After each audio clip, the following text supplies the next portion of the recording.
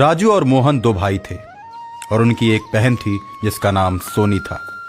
तीनों पैसे कमाने के लिए शहर में जाते थे। राजू ढोलक बजाता था और मोहन डुगडुगी बजाकर लोगों को बुलाता था। जब लोगों की भीड़ जमा हो जाती है तो मोहन गाना गाने लगता है और उसकी बहन सोनी नाचने लगती है। सोनी के घुंघरू की मीठी धुन सुनकर लोग खुश हो जाते हैं और बहुत सारे पैसे देते हैं। तीनों भाई बहन पैसे मिलने पर बहुत ही खुश होते हैं।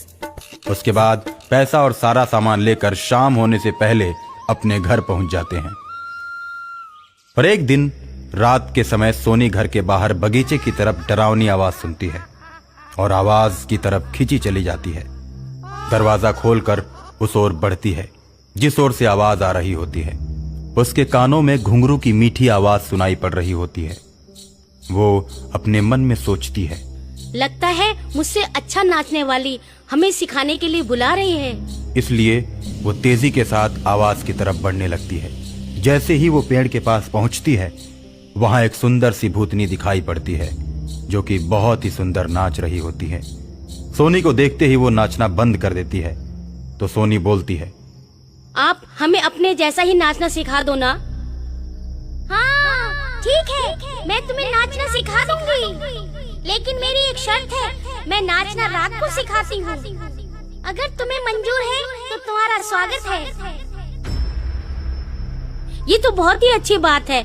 वैसे भी मुझे दिन में समय नहीं है, मैं रात को सीखने के लिए तैयार हूँ। लेकिन ये बात किसी को बताना मत कि मैं तुम्हें नाचना सिखाती हूँ। अगर तुमने किसी को बताया तो मैं उसी दिन तुम्हें मार दूंगी, क्योंकि मैं इंसान नहीं एक भूतनी हूँ। भूतनी का नाम सुनते ही सोनी डर जाती है और दौड़कर अपने घर का दरवाजा बंद कर लेती है और सुबह जगने के बाद अपने दोनों भाइयों को रात की सारी घटना बताती है। तो दोनों भाई उससे कहते हैं, तुमने रात को दरवाजा खोलकर घर से बाहर जाकर गलत किया है। अक्सर रात को ही भूत दिखाई देते हैं। तुमने तो एक नई मुसीबत खड़ी कर दी। चलो खैर कोई बात नहीं, आज के बाद हम तीनों एक ही साथ कमरे में सोएंगे। और इसी तरह बात करते करते तीनों शहर की तरफ निकल जाते हैं। और उस दिन सोनी शहर में इतना बढ़िया नाचती है कि पूरे शहर में तहलका मच जाता है। वो चर्चा का विषय बन जाती है। पत्रकार इकट्ठा हो जाते हैं और सोनी का लाइव वीडियो टीवी चैनल पर चलना शुरू हो जाता है। एक ही दिन में सोनी इतनी लंबी छलांग मारती है कि सबके दिलों पर राज करने लगती है। सोनी के सामने पैसों की बारिश होने लगती है। उसके भाई भी खूब खुश होते हैं। बहुत सारे पैसे लेकर तीनों घर की तरफ चल देते हैं और उसी पेड़ के पास पहुंचते हैं जहां रात में सोनी गई थी। पेड़ से आवाज आती है, तुम तीनों रुक जाओ। आवाज सुनते ही तीनों भाई बहन रुक जाते हैं। तो भूतनी बोलती है, मैं भी एक कलाकार थी, मेरा नाम मधुबाला था। खैर छोड़ो, आज सोनी के शरीर में प्रवेश करके मैं ही नाच रही थी, जिसके चलते सोनी को इतना बड़ा सम्मान मिला। मैं भी कलाकार और तुम लोग भी कलाकार, इसलिए हमेशा मैं तुम लोगों की मदद करती रहूंगी। लेकिन एक बात हमेशा याद रखना, ये बात तुम किसी को बताना मत। इतना कहकर भूतनी गायब हो जाती है और तीनों घर जाकर सो जाते हैं। लेकिन अगले ही दिन जब ये तीनों शहर जा रहे होते हैं तो उसी पेड़ के नीचे एक लाश दिखाई पड़ती है, जहां लोग इकट्ठे होकर लाश को देख रहे होते हैं। तीनों भाई बहन भीड़ को देखते हुए चुपचाप वहां से चले जाते हैं और किसी से भी कुछ नहीं बोलते। जब शाम को लौटते हैं तो देखते हैं कि भूतनी एक इंसान को मारकर उसका खून पी रही है। उसके मुंह में खून लगा हुआ है और उसका चेहरा बड़ा ही डरावना दिख रहा है।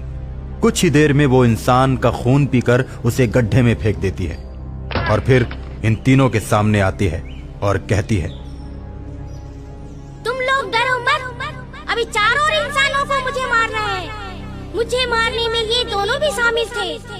जब मैं मारने वाले अपने 6 कातिलों को मारकर अपना बदला ले लूंगी, तब जाकर मेरी आत्मा मुक्त हो जाएगी, और इसलिए मैं सबको मार रही हूँ। और इतना कहकर भूतनी गायब हो जाती है और ये तीनों भाई बहन अपने घर की तरफ चल देते हैं।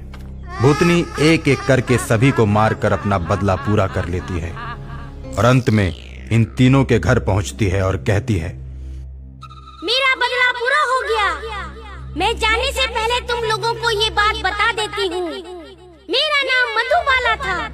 शहर की गिनी चुनी नर्तकियों में मेरी गिनती होती थी, लेकिन जिस समय मैं मुजरा कर रही थी, मेरा मुजरा देखने के लिए 6 दोस्त आए थे और मुजरा खत्म होने के बाद उन लोगों ने दरवाजा बंद करके मुझे मार दिया और तभी से मेरी आत्मा भटकने लगी थी।